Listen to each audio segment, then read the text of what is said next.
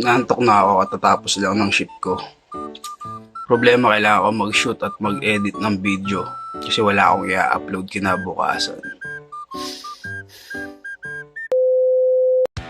So nabanggit ko nga doon sa second upload natin na bumubuo ako ng Bida Shriner, which is composed ng mga main protagonists sa mga animes. Ang problema, hindi pala po pwede na puro grandista ang ilagay ko ron, gawa nga ng hindi lahat ng character ng anime merong figure sa grandista line. Tapos idagdag mo pa dyan yung budget o yung restriction natin sa funds.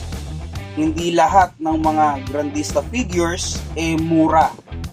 Most of them nagtaas na talaga yung presyo, as in they skyrocketed. Grabe. Kaya para ma-achieve ko pa din yung ginugusto kong shrine, although hindi ko pa siya dinidisplay kasi wala pa akong magandang place dito sa aking office. Ganito yung ginawa ko, panoorin nyo. 10 toes in when we standing on business. I'm Mr. Body Catcher, Slaughter Gang Soul Snatcher. Ain't no regular F-150, this a fucking rapper. No capper, street nigga, not a rapper. Chopper hit him and he turned into a booty clapper. Smith & Wesson, a 4L gang reppin'. We done baptized more niggas than a damn reverend. Kappa Alpha, me and my gang, we do all the steppin'. Who you checkin'? It's FN, shoot the weapon.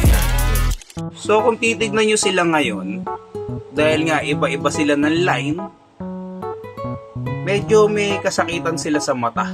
Tignan. Kasi di sila magkaka-scale, di sila magkaka-height.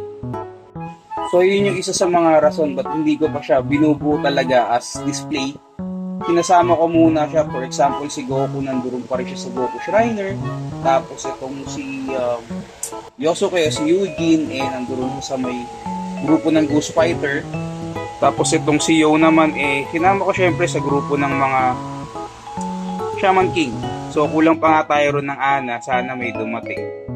Baka naman.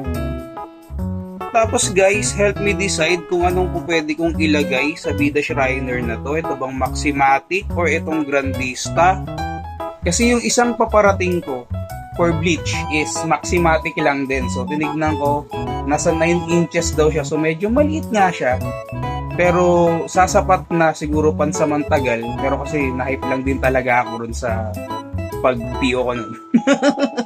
Pero maganda raw yung Ichigo na yun, napanood ko sa YT yung review. Medyo maganda naman yung mga cons niya.